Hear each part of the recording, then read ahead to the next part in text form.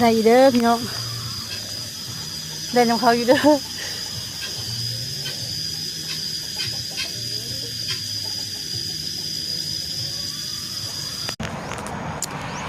ะเดินไปพี่น้อง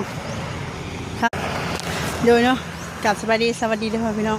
พอดีทางสลากบริไปเยี่ยมทางหนองทงหนองซ้าเนาะเพราะว่าเพิ่นโทรหาสลากอยู่ตอน3 โมงที่คลอดลูกอะไรแต่ทางสลาก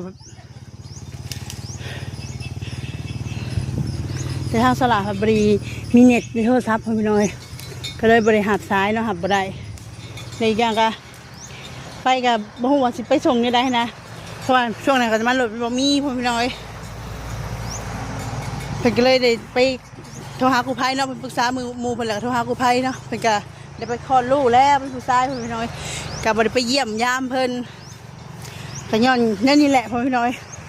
ก็ย้อนบ่มีน้ำมันรถบ่มีเงินสิเติมน้ำมันนี่แหละว่าง่ายซะพี่น้อยอย่าด่ามากกันเด้อพี่น้อยเพราะว่าสลากกันนาทีมันภาระมันร้ายว่าซั่นนะบ่แม่นภาระดอกมันเป็นเฮาผู้เป็นลูกกับเป็นทางลูกเป็นทางแม่เนาะเป็นทางสลักคนครอบครัวนะมันกับบ่แม่นสิหามาได้ง่ายๆนะพี่น้อยได้มากกับมืดโดยแต่ทางผ่าใสกับสันบากโอ้ยขึ้นหอดประตูเด้ประตูคือบ่โทรมาหาเฮาแน่เพิ่นว่าขึ้นหอดเด้จะได้ก็ฝากความคิดถึงเด้อพ่อแม่เอ้ยอยู่ดีมีแห้งอยู่บ่เป็นได้ข่าวลูกบ่ได้ยินข่าวเลยจะได้ก็ส่งข่าวบอกกันเด้อพ่อได้มั้ยเด้อขอให้ทุกคนตลอดปลอดภัยเนาะโดยก็ดีใจทางน้องเพิ่นก็ตัวเองก็เห็นแน่รู้ทางหาประตูแม่ตู้ก็สะเลาเนาะถามว่าแม่เอ้ยประตูโทรมาอยู่บ่เพิ่นบ่ขึ้นฮอดเฮาแล้วบ่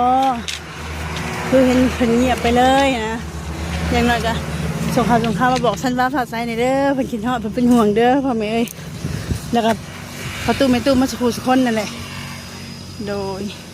ทางสลากขอโทษขออภัยในเด้อที่ว่าบ่ได้ไปใกล้ไปทัดหนองทงเลยพ่อแม่น้อยทางน้องเพิ่นก็คือสิมีคนไปเยี่ยมยามหลายอยู่ดอกเพราะว่าทางสลากไปถ้าว่าบ่เจอกับตัวเองก็คือสิบ่ได้อยู่จุดนี้ก็บ่ฮู้ดอกว่าอย่าถามเด้อว่าเงินไปใส่คนที่มีภาระกับบ่มีภาระมันบ่คือกันเนาะภาระเฮามันหลายทั้งซื้ออยู่สิกินจะซื้อข้าวซื้อน้ำทุกสิ่งทุกอย่างเป็นเงินหมดว่าซั่นซะโดยถ้าเพิ่นกลับมาจากเพราะว่าเพิ่นสิมาบ้านโทรหาเพิ่นนั่นแหละลงกับเพิ่นแล้วถ้าเพิ่นกลับบ้านก็กลับมาเพิ่นได้จังได๋เยี่ยมยามเพิ่นก็เนาะ